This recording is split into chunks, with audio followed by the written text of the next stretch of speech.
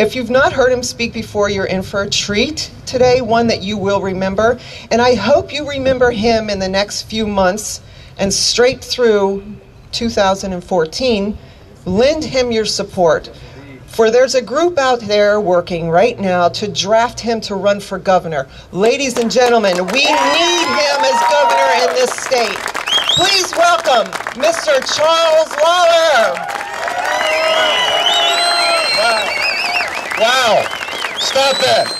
Marie's over that word of applause.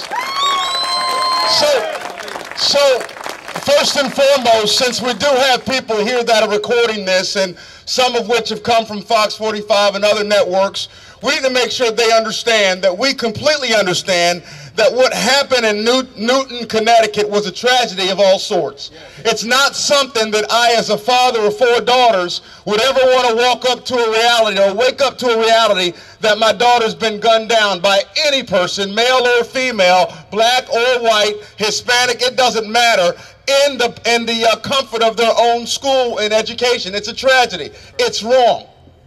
And I would stand, if that gentleman was still alive, I'd go after him myself. He did himself a favor by taking his own life. I don't care how crazy he pleads. However, trying to blame my weapon for the cause of those children's death is about like suing McDonald's because you burnt yourself with their coffee. Oh, I forgot, they're doing that too. Ladies and gentlemen, look at this crowd. I could not help but be overtaken with some joy and laughter when I saw the sweatshirt in the front that reads, Second Amendment Sisters.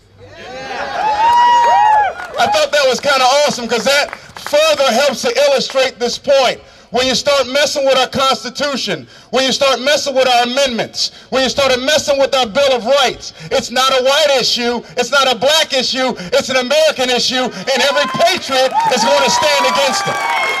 United we shall stand. However, there's some, can I say, morons that have decided to make this a political football.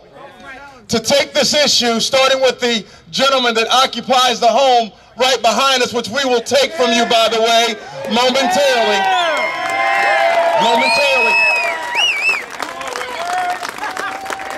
They have made an attempt to try and turn this into a political football of sorts. It's the flavor of the month.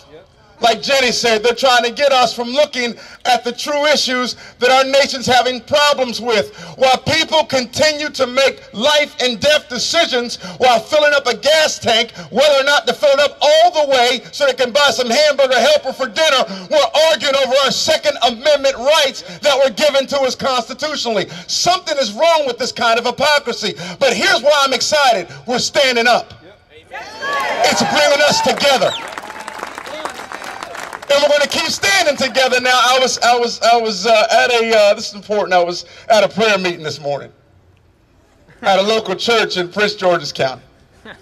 I was invited guest, and the pastor for the morning to preach. I really enjoyed his message because he had a little funny story at the beginning. It talked about the importance of doing whatever it takes to bring people together. His story went a little something like this. He said that there was a guy who decided to take a couple Sundays off, stopped coming to church because he enjoyed playing golf with a buddy. Well, one Sunday afternoon, a rattlesnake decided to bite his son. Son gained a fever, is on his way out to leave and go see the Lord Jesus Christ. The young man was dying. The father called the pastor and said, "Pastor, please come to my home and pray for my child." The pastor gets to the house, sees the child. He says, "Well, let me go ahead and start praying now." The pastor says, "Lord, please, we ask you, of course, in your son Jesus' name to heal this boy. And we thank you that this boy is going to be healed. We speak that in faith." He said, "And I thank you so much for the father's commitment, because the father has committed that he would now start going to church every Sunday if you heal his son." And then he said, "Oh, Lord, and I thank you most of all for the rattlesnake." He said, because the rattlesnake did in one Sunday afternoon what I couldn't do in the past 3 years, and that's get this young man to church. I am grateful for some of these idiots that are starting to mess with our rights, because it's waking us up. There's a revival in this country. The United States of America is about to, mark my words, and it's going to start here in Maryland. We're about to turn a corner of united that the founders intended from the beginning. We made some mistakes with our Constitution initially. We've since fixed them, and now they're starting to see what freedom looks like across every color, across every denomination, and across every party affiliation. This is what freedom looks like. This is what freedom looks like. And I'm proud to stand right next to you, to call you my brother and call you my sister, to include my sister for the Second Amendment. And we'll stand proudly. Now, I had a conversation with a gentleman, because I want to make sure that we frame and completely understand why in the world we're out here. In that Second Amendment, it does say that we should protect, and in fact, it said specifically, our rights to not just keep, but also bear arms should not be infringed upon. Once you start giving your liberties away, they take it piece by piece, and now they're after the whole thing. In my mind's eye, that amendment means I can carry my Glock with me.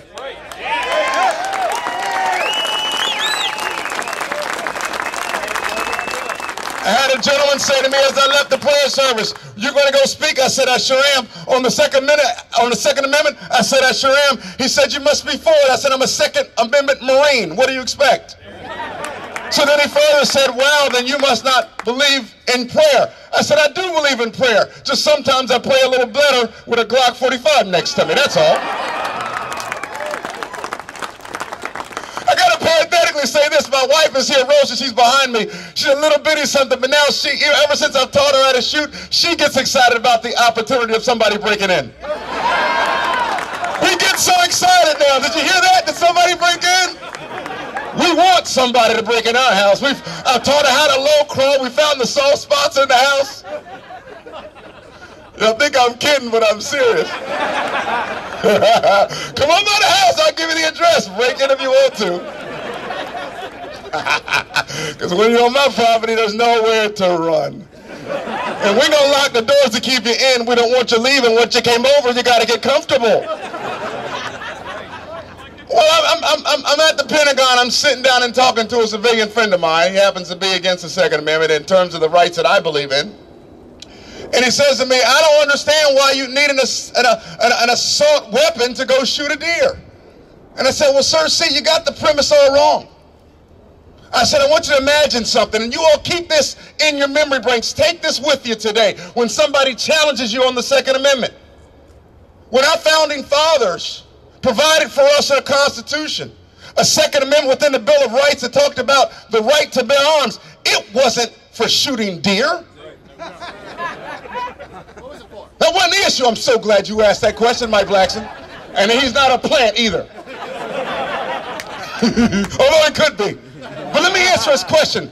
I said, could you imagine if there had been a governor of any state or a president at that time that decided to pass a law and say this: there's no sense for any farmer to have muskets.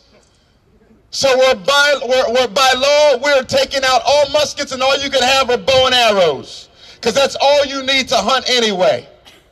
What would have happened as the British redcoats made their way over to our country to take away our freedoms? It was necessary and proper and required for every man, every farmer with a musket to grab that, to defend his home, to defend his family against all enemies, foreign and domestic. Oh, I'm going somewhere today. Now understand something. I wouldn't have wanted to be the farmer fighting the most powerful army at that time, the British redcoats, with a bow and arrow. I need a musket. And I told my friend at the Pentagon this. I said, the spirit of the amendment, the character behind the words, the principle behind the words means that any enemy that has the wherewithal to try to come in and take my freedoms, my weaponry ought to be at least equivalent to my adversary. Yeah. So if you want to limit my clips, Do you need to limit the clips of those enemy adversaries? He said, do you really think somebody's going to come across the Atlantic Ocean to do your family harm? I said, you know what, I'm not sure, but I'm going to be ready either way. And by the way, it's not just the foreign enemy, it's the domestic ones I have to worry about too. So then the civilian said this to me. He said, you must not trust the government. City, you can't make this up. You can't make this up. I looked at him because I honestly thought this was blue-collar TV, so I said, here's your sign. Do I trust the, are you kidding? Do I trust the, are you kidding? I trust it about as far as my Glock can fire. It does not mean that I'm an anti-American. I'm all American. I'm all freedom. I'm God-loving American freedom, and I intend to defend, as I did when I put my right hand to swear in the Marine Corps to defend this nation. I will defend my family against all enemies, foreign and domestic.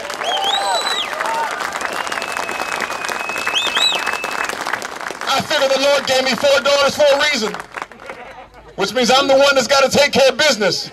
So, like I said, come on to the house if you want to. I guarantee you won't be the same when you leave. The hypocrisy is out of control. Our government is out of control. Our governor, he's trying to go so far to the left of Governor Cuomo. They did such a terrible job in New York. Before March comes, they're going to have to do something about the law, because right now, their own public safety servants, their own police officers, by the 1st of March, the weapons that they carry is going to be illegal according to New York state law. Genius! That's the kind of people we have run our country. But let me tell you something, gentlemen, ladies, it's not going to be that way in Maryland. You can say what you want to say, do what you want to do, but there's enough freedom-loving folks here in this state. We've lost too many battles already. We understand now it's time for us to come together for such a time as this, and we will stand together and we will maintain freedom and our rights by any means necessary. That's what we stand to do.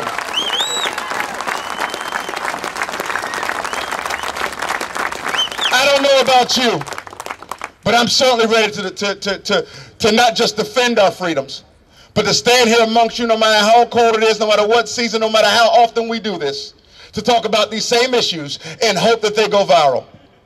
We want everybody in the country, especially starting here in Maryland, to understand where we stand.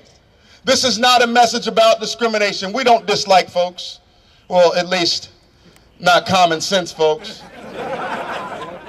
We have a healthy respect for all human beings, but we love our country. And we didn't get here overnight. A lot of men and women sacrificed for the opportunity for us to stand here and assemble and have our free speech and walk around and have and keep and bear our arms. And we do intend to do that. We don't do that because we dislike people outside the country, and we don't do that because we dislike people inside the country. I think it's always amazing to me how knee-jerk these reactions always come as soon as these type of incidents happen. And sometimes I want to say to Governor O'Malley, you need a job, son. You need a job. That doesn't include my taxpayer dollars. All of a sudden, you want to pass one of the worst bills in terms of taking Second Amendment rights away for something that happened, I don't know, in Connecticut, maybe in Columbine, I don't know, but you were the mayor Go ahead and say it. of a city that was the homicide capital of the country.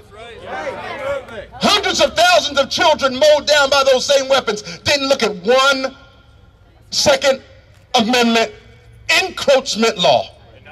Sometimes I want to say to our commander-in-chief and our president the same thing. You're from Chicago. Some of the most strict gun laws in the country and some of the worst homicide rates in the country. But all of a sudden now, we want to ban arms. If you don't believe it's political expedience to get elected again, then you're at the wrong rally. But don't you worry. We're going to change perceptions. We're going to change realities. I'm Charles Lollar. I'm proud to stand alongside of you. And one way or the other, we're going to defeat this madness going on down here in Annapolis. It's going to catch fire. And yes, we're going to take our country back.